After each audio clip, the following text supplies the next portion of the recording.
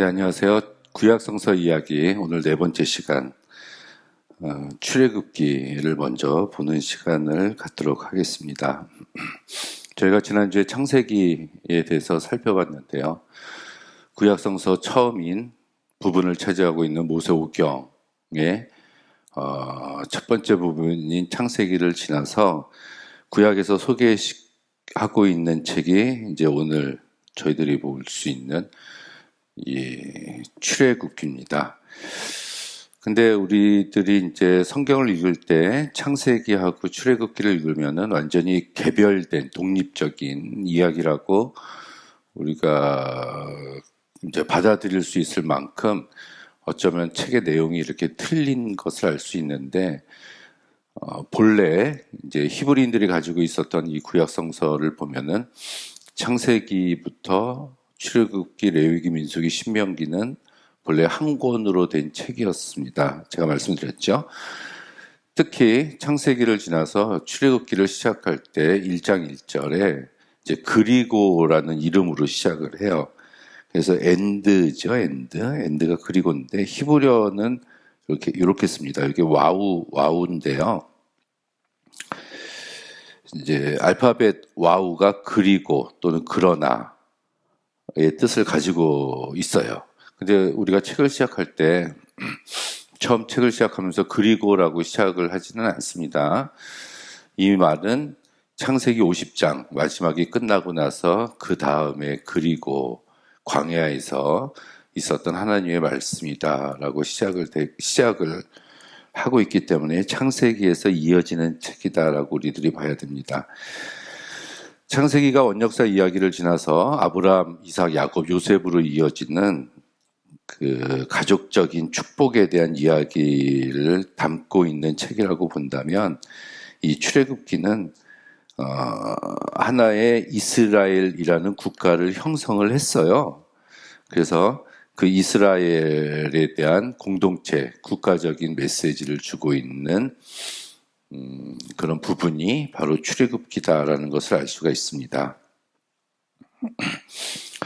우리가 이제 중요한 게 사실은 출애굽기라는 책을 놓고 봤을 때 이 책 안에 어떠한 내용이 들어있는가를 살펴보는 게 사실은 굉장히 중요합니다. 그래서 제가 이번 학기에 구약성서 이야기에 중점을 두는 부분은 각 책들의 내용이 어떠한 것들을 포함하고 있는지를 전달하려고 합니다. 그것이 주 목적이에요. 그래서 지난번에 우리 창세기는 50장까지 있고 1장에서 11장까지는 원역사 이야기로 나누고 12장부터 50장까지 족장 이야기 이렇게 두 부분으로 구분을 했다고 말씀드린 것처럼 이 출애굽기도 한 두 부분으로 크게 또는 한 세 부분 정도로 구분을 할 수가 있어요. 첫 번째는 1장에서 18장까지 해서 애굽에서 종노릇 하고 있었던 이스라엘이 하나님께 부르짖었을 때 하나님께서 그 소리를 들으시고 모세라는 인물을 택해서 보내시죠. 그래서 10가지 재앙과 장자의 죽음을 통해서 애굽에서 하나님께서 이제 끄집어내셔서 구름 기둥과 불 기둥으로 보호해 주시고 그 다음에 홍해를 건너서 그 뒤에 만나와 메추라기를 먹여주시고 처음으로 만나는 아말렉과의 전투에서 승리해 주시고 또 미디안의 제사장이었던 모세의 장인이었던 이드로를 만나서 어떤 조언을 듣는 얘기까지 해서 1장에서 18장까지 첫 번째 구분을 짓고요. 그 다음 19장에서 마지막 40장까지 이렇게 나눕니다. 그 나누는 이유는 이제 19장 1절에 드디어 이스라엘 백성들이 시내산, 시내 광야에 도착했다고 19장 1절에서 기록하고 있기 때문에 그래요. 결국은 이거 시내산이 호렙산하고 같은 산이고요. 모세가 호렙산에서 가시나무 불꽃 가운데 하나님을 만나서 이제 이스라엘 백성을 데리고 나오라는 소명을 받은 그 말씀대로 애굽으로 가서 이스라엘 백성들을 데리고 다시 그 호렙산, 시내산으로 데리고 나왔다는 얘기입니다. 데리고 나와서 하나님과 이제 계약을 맺어요. 그것이 19장 4절 5절인데요.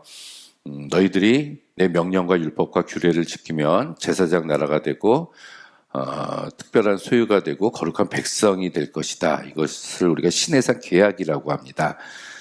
그래서 백성들이 이제 노예였다가 하나님과 계약을 맺어서 이스라엘 공동체가 하나님의 공동체가 된다는 그런 이야기를 담고 있어요.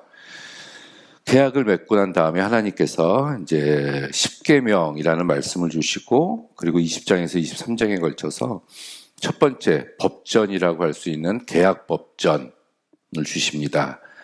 그리고 그것이 끝나고 난 다음에 이제 25장에서 40장까지 하나님이 거하실 장소인 성막을 지어라 해서 갈렙의 후손이죠.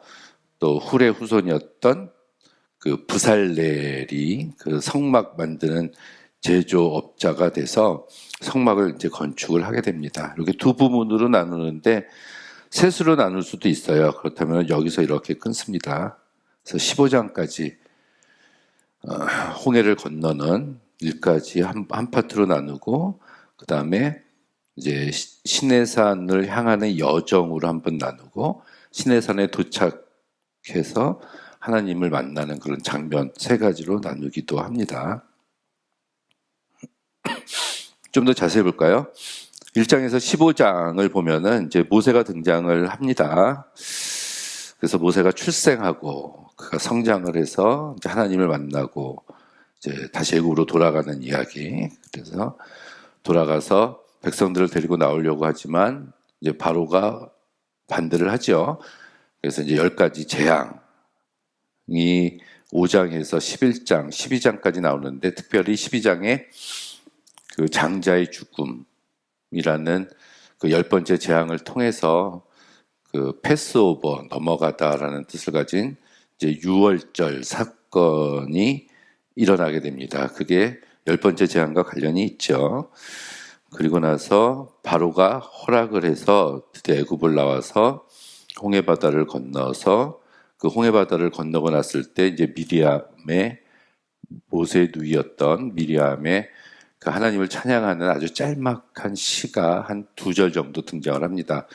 구약학자들이 그 부분이 구약성서 본문 중에서 아마 또 가장 오래된 본문 중에 하나가 아니었을까 이렇게도 생각을 해요. 처음 출애굽기를 우리가 펼쳐서 읽어보면은 요셉을 알지 못하는 왕이 나타났다, 이런 구절이 나와요.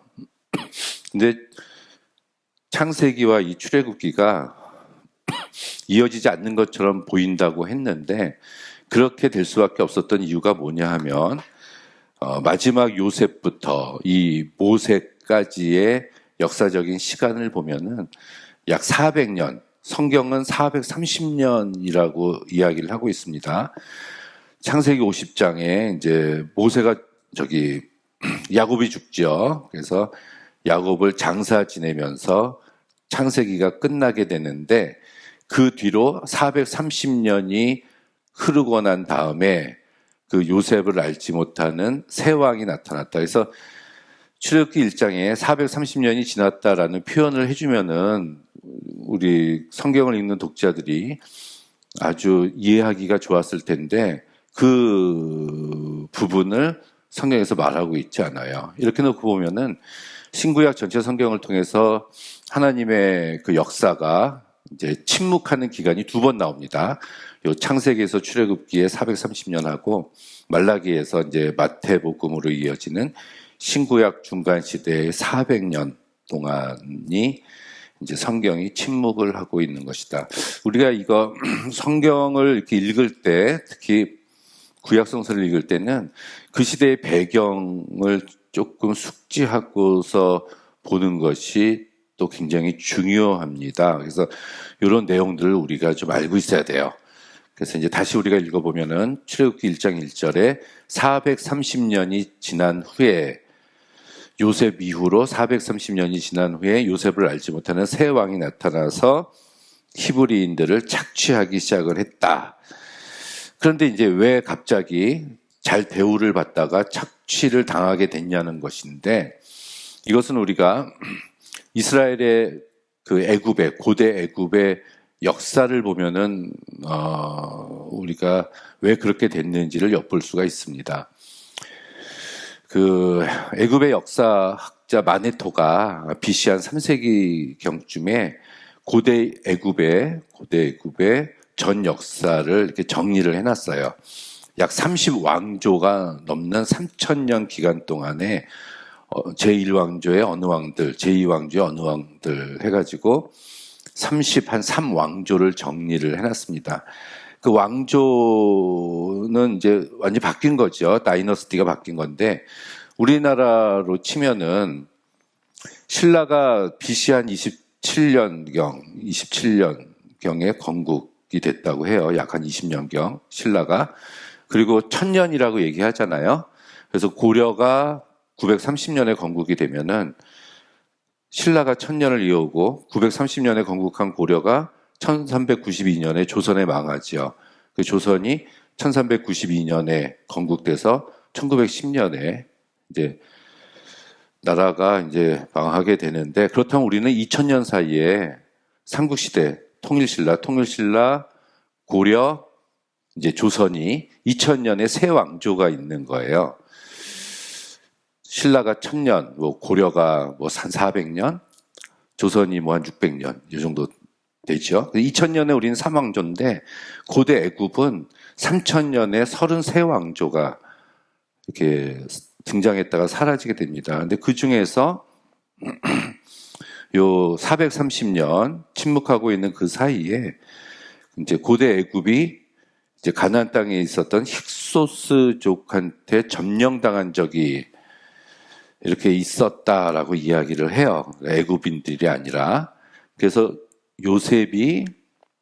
야곱이 이제 애굽에 갔을 때 그때 바로가 애굽인이 아니라 가나안 땅에 있었던 힉소스족이 애굽인들을 몰아내고 애굽의 왕이 되고 있었을 그 시기에 요셉이 왔다는 거죠. 그렇기 때문에 이제 이방인이었던 요셉이 국무총리의 자리까지 오르는데 아무런 문제가 없었다. 이렇게 이제 배경적으로 이렇게 이제 이야기를 합니다. 근데 그 뒤로 이제 아모세라는 이제 이집트의 왕조가 등장을 해서 힉소스족을 몰아내게 돼요. 그러니까 이제 힉소스족에 이제 동조하고 있었던, 전 왕조에 동조하고 있었던 히브리인들이 이제 좋지 않았겠죠. 그리고 이제 숫자들이 많이 늘어났다, 아이를 많이 낳았다, 그래가지고 핍박하기 시작을 했을 것이다. 이제 이런 얘기들은 우리가 성경 안에서는 찾아볼 수가 없습니다. 그래서 다른 문서들의 도움을 받아야 돼요. 그래서 남자 아이를 죽이라는 이제 바로의 명령이 있었고, 히브리 산파들이 모든 히브리 남자 아이를 출생하는 즉시 죽이라는 바로의 명령을 받는데, 이제 모세는 그렇게 하지 않고 나일강에 이렇게 뛰어오게 되고, 미리암이 이제 그것도 보게 되죠. 이 모세는 레위 자손 지파에 속한다고 합니다. 아버지가 아므람이고 엄마가 요게벳, 형이 아론, 누이가 미리암, 와이프가 십보라, 장인이 이드로, 굉장히 많죠. 이제 바로의 공주한테, 얘가 드라마 같아요. 이렇게 건짐을 받고 성장하게 되는데, 이제 바로의 딸이 이집트 그 마네토에 의하면은 하셉수트라는 여왕이 있었는데, 그 여왕이었을 것이다, 이렇게 이야기를 합니다. 이게 이집트 문서에는 나와 있어요. 고대 문서에. 이것도 이제 출애굽 연대를 15세기로 보느냐 13세기로 보느냐에 따라서 학자들 간의 의견이 다르긴 하지만, 보수적인 입장에서 보면은 이 하셉수트 여왕이 모세를 키워준 바로의 공주였다, 이렇게 이야기를 합니다. 그래서 거기서 40년 동안 훌륭한 교육을 받고 히브리인들이 이제 핍박당하는 것을 보고 감독관을 죽이고 이제 광야로 도망을 가게 됐죠. 광야로 도망갔을 때 이제 미디안의 제사장 이드로의 집에 도착하게 되고 거기서 이제 우거하게 됩니다. 40년이 지나서 하나님을 만나서 내 백성을 구해와라 해서 이제 돌아오게 됩니다. 이제 바로한테 처음에는 사흘기쯤 광야에 가서 예배만 드리겠다, 이렇게 이야기를 해요. 그렇지만 거절하게 됩니다. 그래서 이제 10가지 재앙이 시작이 돼요. 이 10가지 재앙의 순서를 보면은 피, 개구리, 이, 그러니까 파리, 악질, 독종, 우박, 메뚜기, 흑암. 10번째가 이제 장자의 죽음인데, 이것들이 상징하고 있는 것들은 다 애굽의 신들이었습니다. 다신 국가였거든요. 그래서 애굽의 10개의 신과 하나님이 1라운드부터 10라운드까지 이제 매치업을 한 거예요. 그래서 하나님께서 계속 승리를 하셨다고 우리가 보면 됩니다. 이게 첫 번째 아들인 장자 같은 경우는 이제 바로의 아들을 지칭한다고 볼 수가 있어요. 바로 자체가 태양신의 아들이라 해서 신으로 추앙을 받았기 때문에 그 아들인 장자는 다음에 신이 될 사람이었거든요. 이런 애굽 신들과의 전쟁에서 이제 전투에서 하나님이 1대1 이제 10라운드를 싸워서 이제 이기시게 돼서 그것은 애굽의 어떤 신들보다 강한 신이 여호와 하나님이라는 것을 온 세계 이스라엘 백성들에게 알리기 위함이었습니다. 그런데 이 10가지 재앙도 우리가 좀 분석을 해보면 어떤 조그만한 규칙적인 사이클로 돌아가고 있는 것을 찾아볼 수가 있어요.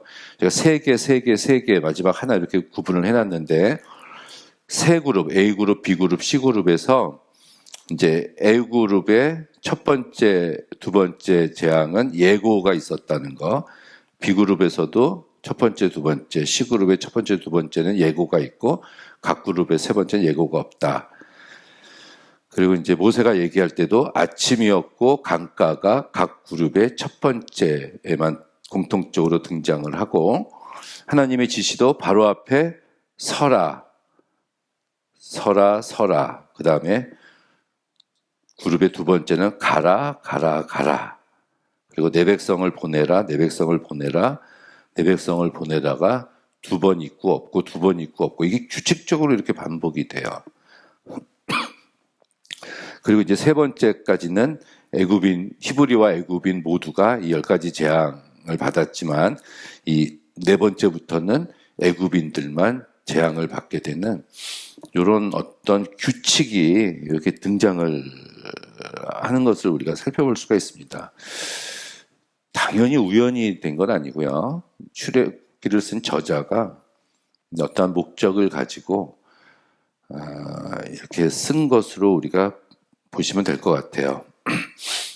드디어 10번째 재앙이 끝나니까 이제 바로가 이제 허락을 합니다. 그래서 라암셋 성에 있었던 히브리인들이 이스라엘 백성들이 숫곳, 에담, 바하히롯, 홍해로 이제 진출을 하게 되고 그 홍해가 앞에가 바다였고 뒤에서 애굽인들이 쳐들어왔을 때 공경에 처하게 되죠. 그럴 때 구름 기둥이 이제 진 뒤로 옮겨지고 이제 물이 갈라지는 하나님의 위대한 역사가 일어났고 다 건너고 난 다음에 애굽인들이 들어왔을 때 물이 합쳐져서 이제 그들이 죽었다라는 거대한 홍해 사건이 일어납니다. 이거는 어떻게 보면 굉장히 초자연적인 기적, 믿음의 영역이고요. 이것은 믿음으로써 우리가 이해할 수 있는 일이지 또 받아들일 수 있는 일이지 이 홍해를 보고서 그 바다가 홍해였느냐 뭐 호수였느냐 갈대가 있었느냐 없었느냐 물의 높이가 얼마나 되느냐 홍해가 폭이 뭐 몇 킬로가 되는데 그거를 장정만 60만 명이 건너려면은 며칠의 시간이 걸리느냐 이런 것들은 이제 별로 우리가 성서를 대할 때 바람직한 태도는 아니라고 생각을 합니다. 이 홍해라고 번역이 된 것 자체가 사실은 70인역에서 리드가 갈대거든요. 리드. 근데 이걸 레드로 번역을 해서 홍해가 됐어요. 이게 얌숲입니다. 얌이 바다라는 뜻이고요. 숲이 이제 갈대라는 뜻이에요. 그래서 얌숲 하면은 갈대 바다가 히브리 성서의 원어에는 가까운데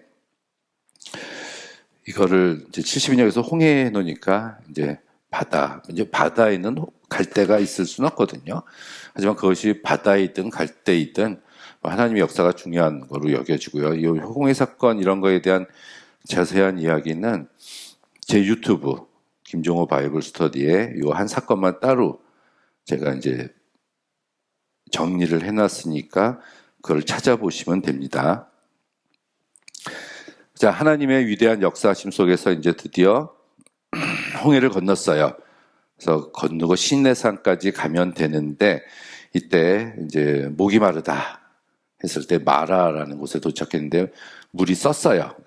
그렇지만 하나님께서 단물로 바꿔주셨고, 배가 고프다 했을 때 만나와 메추라기를 하나님께서 내려서 먹여주셨습니다. 이게 이제 벌써 불평하기 시작을 하거든요. 근데 바로 좀 전에 홍해 사건도 받고 그 전에는 10가지 재앙을 몸소 경험했었던 이스라엘 백성들이 뭐 며칠의 시간이 지나지 않았는데 벌써부터 이렇게 불평, 불만, 하나님을 원망하고 모세한테 불평하는 이런 모습들. 근데 하나님께서는 뭐라고 하지 않으시고 그들의 필요를 공급해 주십니다. 그리고 17장에서 이제 가나안에 그 아말렉 족속과의 싸움이 일어납니다. 그때 아론과 훌이 모세의 두 팔을 들었을 때 이기고, 이제 팔을 내렸을 때는 이제 전쟁에서 이제 지고 있었다는 그런 얘기죠. 첫 번째 전투예요. 첫 번째 전투고, 아말렉 족속은 뭐 전쟁에 능한 족속이었고, 이들은 얼마 전까지만 해도 노예 상태에 있었기 때문에 군사적인 능력을 수행할 수 있는 전혀 준비가 돼 있지 않은 상태였습니다. 하지만 모세가 두 팔을 들었을 때 이제 전쟁에서 승리하게 됩니다. 첫 번째 전쟁인데 홀리워, 거룩한 전쟁에 대해서 하나님이 처음으로 보여주신 거라고도 볼 수가 있겠죠. 전쟁은 하나님이 하시는 것이다 하는 거. 이 아말렉은 이스라엘의 절천지 원수입니다. 그래서 끝까지 이스라엘을 괴롭히게 돼요. 사울, 다윗에 이르러서 이제 겨우 이제 그들이 존재해서 사라지게 됐죠. 그리고 18장에서 장인 이드로와 만나는 천부장, 백부장 이런 것들 받게 되죠. 자, 그런 얘기들을 제가 이 뒤에 이렇게 좀 정리를 해냈습니다. 물을 주시고 만나와 메추라기를 주시고 이제 바위에서 물이 나오게 하시고 아말렉과의 싸움에서 승리하게 하시고 이제 시내산에 도착하는데 이게 출애굽기 19장 1절에 드디어 도착을 하게 됩니다. 셋째 달 소위 같은 날에 도착했다고 이렇게 나오는데 이렇게 학자에 따라서는 한 달, 출애굽한 지 한 달 걸렸다 또는 뭐 3달 걸렸다 이렇게 좀 갈리기도 합니다. 자, 도착한 이곳에서 드디어 19장 4절, 5절에 이제 하나님과 이스라엘 백성들이 시내산 계약이라는 아주 중요한 계약을 맺어요. 구약 성서에는 계약이 2개 나옵니다. 다윗과의 계약이 있고 시내산 계약이 있는데 둘 중에 하나죠. 그리고 하나님께서 법전을 하나 주시는데 이것이 계약법전이에요. 출애굽기에는 계약법전이 짧게 나오고 레위기에는 성결법전, 신명기에는 신명기 법전이 나옵니다. 이걸 보고 이제 모세의 율법이다 얘기할 때 사실은 이 3가지 법전을 이야기하는 거고요. 민수기에 보면은 짧게 이제 법의 형태로, 율법의 형태로 중간중간에 조금씩 이제 주어지기는 합니다. 그리고 이제 성막을 이렇게 만들어라는 말씀이 나오고 금송아지 사건이 있고 이제 성막을 만들게 되는데 좀 자세히 볼까요? 처음에 도착하고 계약을 맺고 난 다음에 이제 모세가 산에 올라가서 하나님한테 10계명이라는 10가지 계명을 받아가지고 이제 내려오게 돼요. 그런데 밑에 있었던 이스라엘 백성들은 그걸 참지 못하고 금송아지를 만들어서 이제 기다리고 있었죠. 그래서 모세가 10계명 돌판을 2개를 들고 내려왔는데 이제 그 모습을 보고 이제 모세가 그 돌판을 깨트려 버려요. 그리고 금송아지를 부수고 그것과 관계된 사람들은 모두 이제 죽이게 됩니다. 산 위에 올라가서 모세가 돌판에 10계명이라는 말씀을 받아가지고 내려오는 거는 아무도 못 봤어요. 누가 봤어요, 그거를? 하나님과 모세만 아는 거 아니에요? 근데 또 종이에다 받은 건 아니고 돌판에 받았대요. 돌판에. 그래서 가지고 내려왔는데 하나님이 친히 쓰신 거잖아요. 우리가 10개라는 영화 보신 적 있습니까? 찰턴 헤스턴 나오는 거 보면은 이제 하늘에서 광선 같은 게 와가지고 이 돌에 지지지 레이저 새기듯이 글자를 새기는데 그거는 그 감독 작가의 해석입니다. 성서가 그랬다는 건 아니에요. 아무도 몰라요.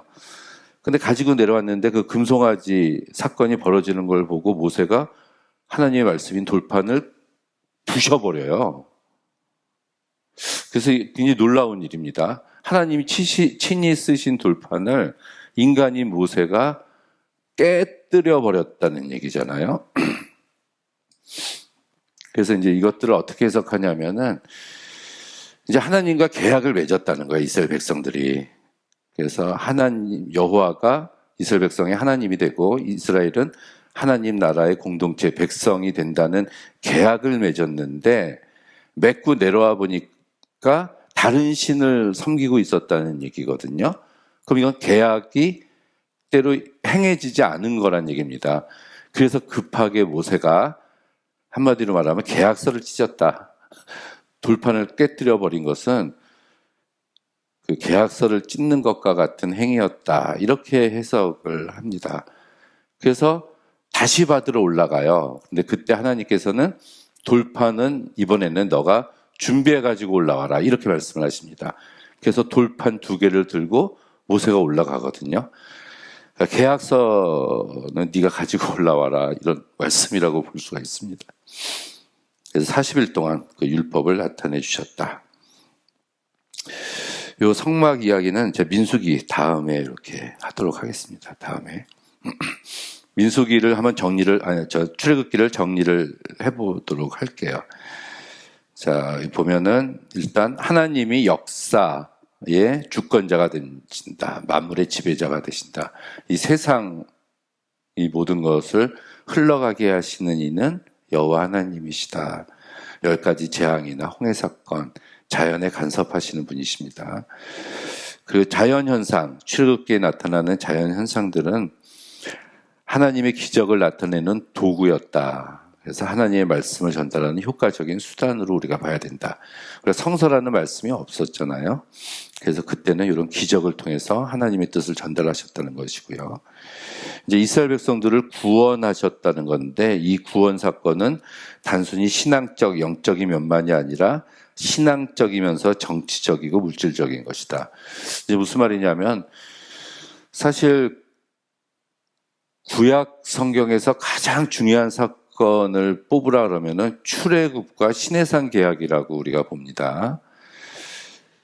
이제 남의 나라 땅에서 노예로 살고 있었던 억압받고 있었던 이스라엘 백성들을 하나님께서 끄집어내셔서 그들에게 자유를 주시고 하나님 백성으로 삼아 주신 거예요.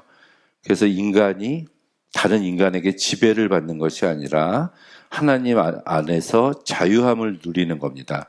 자, 이것에 대한 사상이 사실은 십계명에도 나타나 있어요. 그래서 우리가 구원받았다라고 이야기할 때 물론 우리가 신앙적으로 죄악된 우리가 예수 그리스도로 인해서 구원을 받게 되지만 이제 이 출애굽의 구원 사건은 훨씬 더 많은 것들을 포함하고 있어요. 그래서 여기서 우리가 이제 뭐 남미의 해방 신학이라든가 우리나라에서도 이제 한 20년, 30년 전에 유행했었던 민중 신학 같은 것의 토대가 바로 이스라엘의 출애굽 사건에서 이렇게 봅니다.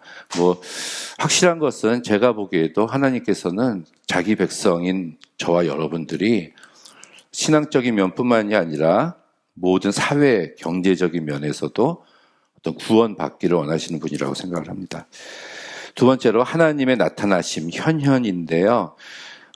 족장들에게 하나님께서 잠깐 나타나셨듯이 출애굽기에서는 구름 기둥과 불 기둥으로 나타나셨고 레위기에서는 성막 가운데 거하시는 분으로 나타나셨다는 것. 세 번째, 또 굉장히 중요한 것이 시내산 계약입니다. 하나님이 구원하시고 계약을 맺으셨다. 이것은 아브라함에게 약속하신 것이 실현됐고 후에 다윗의 계약에 의해서 구체화됩니다. 그래서 이 정신이 이스라엘 역사를 지탱하는 디딤돌 역할을 했다. 그러니까 하나님과 이스라엘 백성들이 계약을 맺었어요. 그 계약은 단순합니다. 하나님의 율법과 명령, 규례를 지켜야 된다 이거예요. 말씀을, 다른 신을 섬기지 말고 하나님의 말씀을 대로 살아야 된다. 그러면 하나님이 제사장 나라를 삼아주시고 거룩한 백성이 되게 해주시고 특별한 소유를 삼아주신다는 거예요. 조건법입니다. 그렇게 하면. 그러면 그 뒤에 이 출애굽 이후에 신해상 계약 이후에 있을 역사는 이 계약을 잘 지켰냐는 거예요. 말라기까지. 그 뒤에 여호수아, 사사기, 사무엘, 열왕기, 그 다음에 분열 왕국 시대 다 지나서 포로기 시대 때까지 요 신해상 계약을 이스라엘 백성들이 지켰냐. 그래서 이사야, 예레미야, 에스겔, 아모스, 호세아, 요엘 이 선지자들이 나와서 계속해서 이야기하는 것이 이 계약을 지켜야 된다. 계약을 파기하고 다른 신을 섬기고 있었던 거기서 돌아오라, 돌이켜라, 여호와를 찾으라. 계속 그 메시지를 전하고 있는 겁니다. 네 번째로 이스라엘의 정치적 종교적 독립을 이루는 아주 획기적인 사건이었다. 그래서 이 사건을 통해서 이스라엘은 야훼 신앙을 중심으로 모인 의식 있는 집단이 되었고 가나안에 안주할 저력을 갖게 되었다. 이스라엘 백성들이 처음에는 아브라함과 그 가족들, 그러니까 야곱의 그 가족들이 애굽에 내려갔는데 70인, 사도행전 스테반의 설교에 보면 75인 요 정도가 내려갔는데 나중에 출애굽할 때 장정만 60만 3,550명이 출애굽을 하게 됩니다. 그럼 400년 동안 70여 명이 60만이 하면 뭐 한 200만 명으로 이렇게 늘어났다는 얘기거든요. 400년 동안. 그래서 중요한 의미는 창세기에서는 가족, 시족, 기껏해야 부족이었는데 그것이 출애굽기에 와서는 하나의 국가를 형성했다는 거예요. 이스라엘이라는 국가. 그래서 어떤 의미에서는 하나님께서 이스라엘 백성들을 애굽에다가 야곱의 후손들을 숨겨두신 거죠. 400년 동안 국가가 될 수 있도록, 나라가 될 수 있을 정도의 역량이 키워지도록 이 백성들을 400년 동안 감추어 두셨다가 그들을 데리고 이제 새 역사를 이루셨다고 이야기를 합니다. 제가 지난번에 창세기 할 때 요 말씀을 한번 드렸었는데 아브라함 이야기할 때 제가 책 이야기를 했습니다. 책을 가지고 왔는데요. 삶의 자리에서 보는 창세기라는 책이 있습니다. 한 1년 전에 제가 창세기에 대해서 1장에서 50장까지 쓴 책인데 어떤 분이 그런 리뷰를 써주셨어요. 이 책을 읽어봤는데 주석 같기도 하고 해설서 같기도 하고 하나의 장편 소설을 읽는 것 같았다.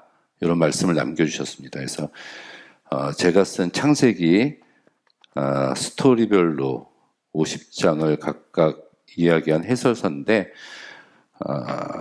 가장 최근에 나온 창세기 책이기 때문에 도움이 되실 거라고 생각을 합니다. 한번 읽어보시기를 권해드리고 오늘 출애굽기는 여기까지 하고 마치도록 하겠습니다. 감사합니다. 자, 오늘은 구약성서 이야기, 이제 세 번째 책인 레위기에 대해서 한번 살펴보도록 할게요. 우리가 매년 1월 1일 되면은 올 한 해는 성경을 일독을 하리라 이렇게 생각을 하고 창세기서부터 읽기 시작하는데 출애굽기 한 25장 정도 오면은 이제 조금 힘들기 시작을 합니다. 성막을 지어라 할 때. 그리고 나서 레위기를 넘어가지 못하고 중간에 포기하는 사람들이 굉장히 많아요. 근데 결코 어렵지 않습니다, 레위기. 오히려 재밌어요. 몇 가지로 딱 나눠보면은, 오히려 그 내용을 알고 읽으면은, 아주 재미있고, 재밌다기보다는 이것이 제가 항상 말씀드리지만, 모세오경, 창세기, 출애굽기, 레위기, 민수기, 신명기의 핵심이 바로 이 레위기다. 주제가 레위기에 있다. 가운데 있는 게 사실은 주제거든요. 그거를 살펴보는 귀한 시간이 되기를 바랍니다. 하나님의 출현 장소가 성막이다. 이게 뭐냐면은 하나님은 어디에 계셨냐면은 모세를 처음 만났을 때는 하나님이 호렙산에 계셨거든요. 그래서 데리고 와라. 시내산에 계셨단 말이에요. 그러니까 모세가 하나님을 만나러 시내산 위에 올라가요. 출애굽기 19장에 보면은 올라갔다 내려왔다 올라갔다 내려왔다 그래요. 그러다가 출애굽기 25장에서 하나님이 성막을 지어라 이렇게 명령을 하셔서 이제 성막을 짓습니다. 뭐 가로 세로 높이 어떻게 하고 그 기구들은 어떻게 하고 이제 아주 장황하게 나오게 되죠. 부살렐이라는 사람이 이제 짓게 되는데 그래서 완성이 돼요. 출애굽기에서. 그리고 나서 레위기 1장 1절을 읽어보면은 여호와께서 회막에서 모세를 부르시니 이렇게 나옵니다. 회막이 성막이거든요. 그렇다면은 시내산 꼭대기에 계셨던 하나님이 지금 회막 안에 계신다는 뜻이에요. 근데 이 회막은 성막, 그러니까 천막이라는 뜻입니다. 이제 성소와 지성소로 나눠져 있는 천막인데 그 천막이 이스라엘 백성들이 거하는 진의 한 가운데 있었다는 거예요. 그렇다면 이스라엘 백성들과 함께하는 하나님, 그러니까 하나님이 함께하는 공동체가 된다는 얘기죠. 우리가 하나님을 내 마음의 중심에 모셔드립니다. 성령님이 내 마음속에 들어와 계십니다 하는 것처럼 이스라엘 백성들이 거하는 그 진의 한가운데 하나님이 계셨다. 이것이 아주 중요한 레위기의 핵심을 가지고 있습니다. 그래서 이제 하나님의 출현 장소가 성막이라는 것. 두 번째는 이제 예배의식 지침서 같아요. 우리가 거룩한 하나님 앞에서 백성들이 질서 있고 경건한 예배를 드려야 되는데 그걸 어떻게 드려야 되느냐 이것을 설명한 책이 레위기라고 볼 수가 있습니다. 레위기를 제가 두 번에 걸쳐서 나눠놨어요. 이제 처음에는 제사법이라고 나와요. 그냥 하나님 앞에 제사를 이렇게 드려라. 1장에서 7장까지예요. 소제, 이제 번제, 소제, 화목제, 속제제, 속건제라는 5가지의 제사를 가르쳐 주시면서 예배를 이렇게 드려라. 두 번째는 예배 인도자는 이래야 된다. 8장, 9장, 10장에. 그래서 하나님께서 아론을 세우셔서 아론을 대제사장으로 세우시고 대제사장이 된 아론이 첫 번째 하나님께 예배를 드린 게 9장이고요. 10장은 그의 두 아들 나답과 아비후가 잘못 예배를 드려서 하나님의 심판을 받아서 죽게 되는 이야기. 그러니까 예배 인도자에 대한 얘기예요. 그리고 나서 우리가 예배를 이렇게 드려라. 예배 인도자는 이렇게 해라. 그 다음에 나오는 게 정결과 부정에 대한 규례는 삶이에요. 삶. 삶은 이렇게 살아야 된다. 그러니까 우리가 예배를 드리지만 예배 드림이 삶으로 이어져야 되잖아요. 그래서 이렇게 살아야 된다. 거기서 어떤 음식에 대한 문제, 또 여인의 출산에 대한 문제, 또 피부병, 그러니까 내 주변에 있는 환경에 대한 문제, 그리고 어떤 범죄인 유출병 이런 것에서부터 이제 정결한 성결한 삶을 살아야 된다. 그리고 나서 이제 속죄일이라는 아주 이제 거룩한 1년에 한 번 지키는 그런 날을 하나님께서 말씀을 하시고 그리고 나서 이제 정결한 성결한 삶을 살기 위해서 법으로 규정을 해 주셨어요. 그것이 17장에서 26장까지 성결 법전입니다. 구체화시켜서. 그리고 마지막에 서원법이라고 나와요. 27장은. 이것이 레위기의 구조입니다. 이것을 이스라엘 백성들이 시내산에 도착해서 출애굽기 19장 1절에 1년 동안 이 교육을 받은 겁니다. 하나님 앞에. 그리고 나서 민수기 10장 11절에 이제 준비를 해가지고 가나안 땅을 향해서 출발해요. 그러면 출애굽기 19장에 도착해서 민수기 10장 11절에 출발할 때까지 1년 동안의 내용이 바로 출애굽기 19장부터 민수기 10장 10절까지의 내용인데 그 안에 이러한 교육들을 받았다라는 얘기입니다. 그러니까 첫 번째 하나님께 어떻게 예배드려야 된다. 예배드리는 자는 예배 인도자는 이래야 된다. 그 다음에 예배에서 끝나는 것이 아니라 성결한 삶까지 살아야 된다. 성결한 삶을 살기 위해서는 이러이러한 법을 하나님께서 지키도록 명령하셨다. 마지막에 이제 그 모든 것 중에서 어떤 하나님과의 어떤 서원에 대한 이야기를 하면서 레위기가 끝나게 됩니다. 그래서 이제 예배에 대해서 알고 싶다 아니면 내가 이 세상에 살면서 어떻게 사는 것이 깨끗하게 사는 삶인가를 알고 싶을 때 우리가 레위기를 읽어보면 된다는 얘기입니다. 그러면 5가지 제사법이 나오는데요. 번제, 소제, 화목제, 속죄제, 속건제. 처음에 요 그룹은 번제, 소제, 화목제, 속죄제, 속건제 1장, 2장, 3장, 4장, 5장 이런 식으로 순서대로 나와요. 근데 요 이야기가 6장 8절부터 한 번 또 나와요. 7장까지. 근데 순서가 좀 틀립니다. 번제, 소제, 그다음 화목제가 아니라 속죄제, 속건제, 화목제가 마지막에 나오잖아요. 요 화목제가 두 번째는 마지막으로 가는데 요 앞에 있는 부분은 일반 백성들에게 주는 예배에 대한 말씀이고 두 번째는 제사장들에게 주는 것이다. 제사장. 그렇게 우리가 구분을 해볼 수가 있습니다. 그래서 2번 나온다는 거. 자, 번제는 몽땅 태워서 드렸다는 거예요. 흠이 없는 수송아지, 수양 이런 걸 드렸고 죄에 대해서 용서해 주세요. 하나님의 말씀에 복종하겠습니다. 은혜에 감사합니다. 그래서 이 제물을 내가 뭐 수송아지나 수양이나 수염소를 가지고 와요. 그리고 나서 내가 거기다가 안수를 합니다. 머리에다가. 안수한다는 의미는 예배자가 내 죄를 전가시키는 거예요. 내 죄가 안수를 통해서 그 동물한테 들어갑니다. 그리고 나서 내가 그 희생 제물을 죽여요. 그러면 옆에 제사장들이 있다가 그 피를 받아서 이제 성막 문 앞에다가 뿌립니다. 그리고 내가 각을 떠요. 그리고 이제 내장 같은 것들을 구별을 지으면 그거를 가져다가 제사장들이 이렇게 태웁니다. 그래서 몽땅, 나머지도 몽땅 태우거든요. 이것이 번제입니다. 번제. 자, 우리가 착각하고 있는 게 뭐냐면 내가 제물을 들고 와서 제사장한테 이렇게 던져주면 제사장이 죽이고 뭐 피를 이렇게 물로 깨끗하게 씻고 바다다 뿌리고 각을 뜨고 모든 일을 제사장이 한 게 아니라 그런 굳은 일들은 예배자가 다 합니다. 우리가 1장을 읽어보면 예배자가 다 해요. 제사장은 오히려 옆에 있다가 받아다가 태우는 일, 뿌리고 태우는 일밖에 안 했다는 얘기거든요. 우리가 이걸 좀 착각하고 있는 사람들이 너무 많은 것 같아요. 모든 예배가 그렇습니다.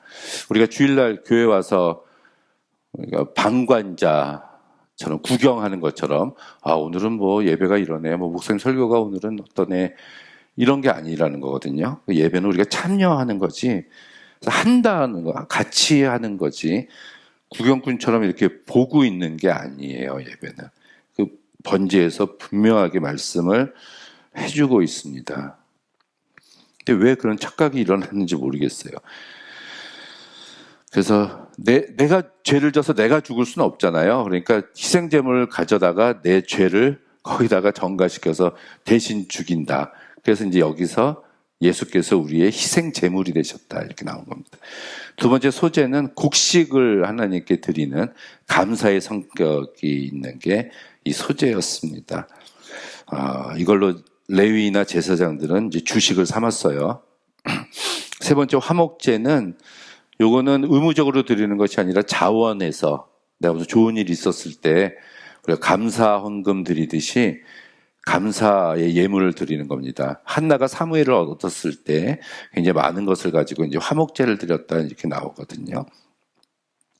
근데 중요한 것은 유일하게 그 희생제물의 고기를 먹을 수 있는 제사가 이 화목제였습니다. 화목제. 다른 것, 번제는 다 태우고 아무튼 못 먹어요. 그런데 이 화목제를 드리고 나서 이제 가장 좋은 부위는 제사장한테 주고 나머지들은 예배 드린 자가 그 고기를 먹을 수가 있었는데 이 7장에 보면은 내일까지 남겨두지 말고 그날 다 먹어라 이렇게 나옵니다. 근데 우리가 뭐 소를 한 마리 잡으면 송아지 굉장히 많잖아요. 이거를 그 가족이 아무리 대가족이라 해도 다 먹을 수는 없습니다. 뭐 냉장고가 없어서 다음날 상할까봐 다 먹으라 그런 건 아니겠죠. 근데 왜 다음날까지 남겨두지 말고 그날 다 먹으라고 했을까요? 나눠 먹으라는 뜻입니다. 나눠 먹으라는 거. 이 화목제는 그래서 일종의 축제, 잔치 예배의 성격을 띠고 있는 게 이게 화목제예요. 우리가 매주 주일날 교회 와서 예배를 드리는데 이런 번제, 소제, 화목제, 구약의 제사 이 요소들을 우리들이 다 가지고 있습니다. 그래서 일주일에 한 번씩 드리는 이 예배의 자리가 또 축제의 자리가 되고 잔치의 자리가 돼야 돼요. 음식을 같이 가지고 나와서 나눠 먹는 이런 것들. 자, 네 번째는 이제 속죄제. 이것도 죄를 지었을 때 이제 죄 사함을 받기 위해서 드리는 제사였는데 이게 사회적인 지위에 따라서 드리는 제물의 정도, 크기가 달랐어요. 그러니까 제사장은 제일 비싼 수송아지, 정치 지도자나 족장은 수염소, 일반 평민들은 좀 싼 거, 아주 가난한 자는 비둘기나 고운 가루에바 10분의 1로 들여서 똑같은 죄를 져도 요 희생제물로 사함을 받았다. 그러니까 이게 굉장히 인간 존엄 사상이 나타나 있고요. 이 구약 성서에 부자와 가난한 자에 대한 배려가 있고요. 인권 보호가 나타나 있는 이 율법, 명령이라는 얘기예요. 이게 굉장히 민주적이지 않습니까? 이스라엘 백성들 한가운데 하나님의 성막이 있기 때문에 죄를 지으면 오염이 되는 거예요. 오염. 근데 오염된 곳에 거룩한 하나님이, 깨끗한 하나님이 거하실 수가 없습니다. 그래서 정결케 하는 의식을 해야 되는 거예요. 죄를 지으면. 그래야 하나님이 거하실 수 있기 때문에. 그렇게 해서 드렸던 제사가 우리가 속죄제다 이렇게 보시면 됩니다. 마지막으로 이제 속건제라고 있어요. 이것은 중요한 것은 보상의 의미가 있습니다. 무언가 잘못했을 때 이제 5분의 1을 이자의 개념이 있거든요. 5분의 1을 더 쳐서 갚아야 되는 이런 것을 이제 규정해 놨어요. 이것은 하나님에 대해서뿐만이 아니라 이웃에게 내가 해를 끼쳤을 때, 그러니까 만약에 10,000원을 빌렸다 그러면은 그걸 꼭 갚아야 된다는 거예요. 12,000원을. 그러니까 20%의 이자를 더 쳐서 갚아야 된다. 이런 것들에 대한 이야기가 나오는 게 이제 속건제입니다. 이 모든 것들이 사실은 오늘날의 우리들의 예배와 관련이 있다고 볼 수가 있습니다. 그래서 예수 그리스도가 이것과 연관이 있죠. 이제 번제, 희생양, 어린 양 되시고 화목제물 되셨고 속죄제, 우리의 죄를 대신해서 돌아가셨고 대제사장도 1년에 한 번씩 속죄일날 이스라엘 백성들과 자기 죄를 깨끗하기 위해서 제사를 드려야 됐는데 매년 드려야 되는데 예수 그리스도는 십자가 위에서 단번에 자기를 드려서 이 모든 죄악에서 우리를 구원하셨다. 히브리서에 나오는 말씀들이죠. 그리고 나서 8장, 9장, 10장은 그 예배를 인도하는 아론, 첫 번째 아론이 8장에서는 대제사장으로 위임받는 장면, 9장은 대제사장이 된 아론이 첫 번째 하나님께 예배를 드리는 장면, 그 다음 10장은 나답과 아비후가 잘못된 제사를 드려서 하나님의 불로 심판받는 장면이 이렇게 나옵니다. 그러니까 예배 드리는 자도 굉장히 중요하다. 이거는 더 성결해야 된다 그런 얘기예요. 그러니까 이제 지도자 위치에 있는 사람은 더 깨끗하게 살아야 된다는 얘기입니다. 정치 지도자도 마찬가지고요. 이 종교 지도자들은 하나님께서 더욱더 강한 거룩한 성결을 요구하신다는 얘기입니다. 그리고 나서 구체적으로 삶에 이것을 적용해야 된다고 말씀을 하신 거예요. 그래서 11장에는 뭘 먹어라, 뭘 먹지 마라. 이제 이것이 많이 나오거든요. 돼지고기 먹지 마라, 뭐 이런 거 있잖아요. 그래서 왜 이걸 먹어라, 먹지 말라 이런 것들을 규정을 해놨을까? 그래서 위생적인 관점에서 식용에 해로운 것들을 먹지 말라고 한 거다. 종교적으로 해석해서 재물이 될 수 없는 것들을 구별해 놓은 거다. 또 창조적인 관점으로 하나님의 창조 질서에 어긋난 것들을 먹지 말라고 한 거다. 아니면은 도덕적 윤리적으로 살아있는 생명체 목숨을 앗아가는 행위를 거부하잖아요. 이렇게 여러 가지 해석을 하고 있는데 완벽한 해석은 없습니다. 다만 예수께서 아주 간결하게 정리를 해주셨어요. 들어오는 것이 더러운 것이 아니라 입에서 나가는 것이 더럽다. 이제 우리가 이제 선지 같은 거를 해장국이죠. 먹어야 되냐 말아야 되냐. 피잖아요. 근데 뭐 예수님이 뭐 음식 이런 거에 대해서 자유하게 이렇게 해주셨어요. 저는 안 먹습니다, 개인적으로. 저는 안 먹는데, 뭘 먹어야 되고 먹지 말아야 되고 이제 그런 게 중요한 건 아닌 것 같습니다. 다만 우리가 먹을 거리에 조심해야 되고 탐욕, 탐심 같은 것도 없어야 돼요. 자, 노루 목에 구멍을 내가지고 빨대 꽂아서 피 빨아먹는 사람들이 있죠. 그렇게까지 우리가 먹고 살아야 되나요? 그런 거는 아닌 것 같아요. 왜 먹어요, 그 사람들이? 몸에 좋다니까. 탐욕 때문에 먹는 거거든요. 그런 것은 우리가 정결한 삶을 위해서 그런 건 아닌 것 같다는 거. 여인의 부정. 이게 출산한 여인들은 부정하다. 가까이지 말아라. 아들 낳은 사람은 33일, 66일 규정을 해놨는데 아이를 낳는 여인이 왜 부정해요? 고귀한 여인 아닙니까? 생명체를 탄생시킨 이런 것들도 우리가 바꿔서 보면은 출산한 여인을 성적으로 보호하기 위한 측면의 율법이다 이렇게 봐야 됩니다. 그 남편이 관계를 오랫동안 갖지 못했기 때문에 뭐 참지 못하고 여인이 출산하자마자 이렇게 관계를 가지려고 하는 것에서부터 여인을 보호하려는 것, 또 생리 중에 있는 여인을 보호하려는 것, 이런 식으로 우리가 해석을 하는 게 저는 맞다고 생각해요. 이제 문둥병자, 이건 문둥병자가 아니라 피부병이에요. 한센이 아니라 나병. 이건 우리 피부병이라고 봐야 되는데 이건 전염성이 있다는 얘기예요. 주변에 우리 환경으로부터 깨끗해야 된다는 거. 유출병, 이것도 몸에서 각종 나오는 고름이나 피에 대해서 이야기하는데, 자, 이것은 제가 계속 말씀드리지만 예배의 삶에서 한 걸음 더 나가서 우리가 먹는 문제, 남녀 간의 문제, 내 주변의 환경 문제에서까지 정결하고 깨끗한 삶을 살아야 된다. 고 레위기가 이야기를 해주고 있는 거예요. 그러고 나서 이제 16장은 욤키프림이라 그래서 이스라엘 백성들이 1년에 한 번 지키는 6월절 다음으로 어떤 의미에서는 굉장히 중요한 날, 하루 종일 금식하는 날, 하루 종일 이스라엘 백성들이 하나님께 죄를 고백하는 날, 염소 2마리를 잡아가지고 한 마리는 아사셀을 위해서 해서 내보내고 한 마리는 잡아서 지성소에 들어가서 피를 뿌리면서 대제사장이 여호와 이름을 부르면서 이스라엘 백성들이 모든 죄를 회개하는 아주 국가적인 그런 날로 이제 하루 초막절 기간 중에 있습니다. 지키고 그다음 이제 법으로 성결 법전이라고 주셨어요. 그래서 하나님 앞에 깨끗하게 어떻게 될 수 있느냐? 그래서 13장에는 피를 삼가해라, 피채 먹지 말아라. 이거는 피는 인간의 존엄성을 상징하지요. 그래서 살인 금지, 잔인성이 있으면 안 된다는 거.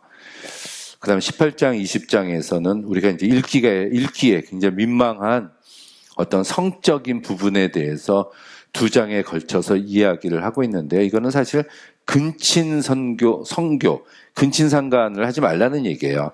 여기를 보니까 3촌까지는 안 된다는 거거든요. 근데 4촌은 돼요, 이 당시에. 그래서 아브라함과 사라가 4촌 기간이었거든요. 근데 여기에 나오는 계모, 고모, 손녀, 외손녀, 아비의 형제, 외수 이런 것들은 3촌입니다. 그래서 성적인 문제에 있어서 이제 범하지 말라, 범하면 쳐 죽여라 이렇게 나오고, 동년회, 이게 동성애인데 이게 오타났네요. 동성애. 성경은 뭐 동성애에 대해서 여기서 이제 금한다는 말은 분명히 나옵니다. 그리고 이제 짐승, 수간 금지. 그러니까 어떤 성적인 면에 있어서 깨끗해야 된다. 그 사회가 하나님 앞에서 거룩하게 되기 위해서는 성적으로 굉장히 깨끗해야 된다는 것을 이야기를 해주고 있습니다.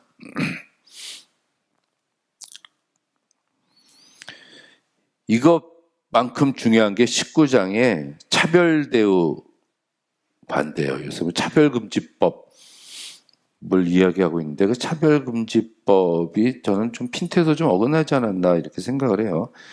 사실은 가난한 자, 이방인 여행자들, 구약성서에서 나그네는 그 트래블러, 여행 다니는 사람이 아니라 밤에 들어가서 쉴 집이 없는 자가 나그네예요. 집이 없는 가난한 자들이거든요. 이들에게 베풀어주고 나누어줘라. 고아와 과부와 나그네를 차별하지 말아라. 그래서 그들에 대한 차별이 없어야 되는 게 아닌가 뭐 이렇게 생각을 합니다. 20장에서는 아이를 제물로 바치는 거 반대, 절기, 안식일, 유월절, 칠칠절을 지켜라. 그리고 25장에서 그 유명한 그 희년이 나옵니다. 제가 MD부 졸업할 때 25장, 이 희년 가지고 논문 썼는데 50년에 한 번씩 돌아오는 해, 50번째 되는 날, 그 이제 안식년이 7년이잖아요. 그러면 7년이 7번 되면 49년이 됩니다. 그러면은 7년 안식년이 7번째 되는 그 다음 해가 이제 50년째 되는 날인데, 그러면은 49년째도 안식년이고 50년째도 희년으로 지켜야 되는 2년이나 지켜야 되는 문제가 생기기도 하지만, 아무튼 50년째 되는 해는 이제 노예 해방, 노예 무르기예요, 무르기. 나한테 노예로 왔었던 사람, 처음에 가난해져서 뭐 토지 팔고 뭐 집 팔고 이러다가 더 이상 팔 게 없으니까 자기를 팝니다, 동족에게. 그런 사람을 50년째 되는 그 해에는 해방해줘라. 그러니까 토지도 50년째 되는 해에는 그 무르기를 해줘라. 집도 무르기를 해줘라. 그래서 토지를 팔아도 희년이 49년 남으면은 굉장히 비싼 값에 팔고요. 내년이 희년이야. 그럼 올해 팔면은 내년에 돌려받을 수 있으니까 아주 싸게 팔 수 있다는 얘기입니다. 이거는 모든 사람들이 동일선상에서 출발을 해도 50년이 지나면 누구는 부자가 돼 있고 누구는 가난한 자가 돼 있을 수밖에 없다는 얘기예요. 그래서 50년에 한 번씩 확 뒤집어서 똑같이 만들어 놓자는 법입니다. 희년법이라는 게. 이것의 근본적인 중심은 토지의 주인은 하나님이에요. 그래서 가능하다는 거예요. 토지의 주인은 하나님이고 우리는 하나님한테 그 토지를 빌려서 소출하는 소작인이에요. 그래서 11조 이런 것들은 소작료를 하나님께 드린다, 이런 개념이거든요. 그러니까 남의 거를 갖다가 50년 동안 더해서 배불리 먹었어도 50년째 되는 날은 싹 원위치 시켜라, 이거죠. 이게 근데 레위기 25장에 희년법이 나오고, 이제 레위기 이후에 민수기, 신명기, 여호수아, 사사기, 사무엘, 열왕기, 뭐 이사야, 예레미야, 말라기 다 봐도 어느 해에, 뭐 솔로몬 시대 때, 다윗 시대 때 언제 희년을 지켰다라는 성서 구절을 찾아보지를 못했어요. 그렇다면 이거는 실제로 지킬 수 없는 그냥 이상적인 법이지 현실적인 법이 아니다 라고 우리가 생각하고 있는 동안에 이 지구는 썩어가고 있고요. 가난한 자는 배고파서 굶어서 죽어가고 있습니다. 기독교인들은, 저는 희년의 정신만 가지면 안 되고요. 희년을 실천하는 삶을 살아야 된다고 생각을 합니다. 50년에 한 번씩. 어디 하나님의 말씀이 그냥 이상적인 법이 어디 있어요. 다 지키라고 주신 말씀이지. 그렇지 않습니까? 저는 지난번에도 한번 말씀드렸지만 문자주의자들, 근본주의자들 이런 거 좀 지켰으면 좋겠어요. 이런 거. 차별, 가난한 자들 차별하지 않는 이런 것들. 자, 지금까지 제가 계속 말한 거에 한 가지 주제가 있습니다. 그건 거룩이에요. 거룩. 이게 카도시, separate라는 뜻이거든요. 레위기에 가장 많이 나오는 말씀이 내가 거룩하니 너희도 거룩하라예요. 하나님께서 내가 거룩하니 너희도 거룩해. 내가 깨끗하니까 너희도 깨끗해라. 너희는 내게 거룩할지어다. 이는 나 여호와가 거룩하고 내가 또 너희로 나의 소유를 삼으려고 너를 만민 중에서 구별했다. 하나님께서 우리에게 요구하시는 것은 하나님이 거룩하기 때문에 우리에게도 거룩을 요구하십니다. 그건 예배 드릴 때, 우리가 먹을 때, 남녀와의 관계, 다른 사람들과의 관계, 이 세상에 살아가는 데 있어서 거룩하게 살라는 거예요. 그 거룩하게 살라는 것은 세퍼레이트는 구별돼서 살라는 거거든요. 차별이 아니에요. 차별이 아니라 하나님의 백성으로서 다른 사람들과 구별된 삶을, 그러기 위해서 깨끗한 삶을 살아야 된다. 그 이유는 그렇지 않으면 하나님은 우리와 함께 하실 수 없기 때문에 그래요. 거룩한 하나님은 거룩한 자와 함께 하시지 깨끗한 자와 함께 하시지 더러운 자와는 함께 하시지 않습니다. 그래서 거룩한 하나님은 공동체의 거룩함에도 관심을 갖고 계시고요. 또 그뿐만이 아니라 우리가 번제, 소제, 화목제, 속죄제, 속건제처럼 정규적으로 절기를 지키고 질서 있게 예배를 받기를 원하시는 분도 하나님이시다라는 것을 우리는 알 수가 있습니다. 자, 이게 이제 우리가 레위기의 위기를 봤는데요. 재미있습니다. 레위기의 가장 중요한 이 거룩의 삶을 사는 저도 되고 여러분이 되기를 간절히 바랍니다. 예, 감사합니다.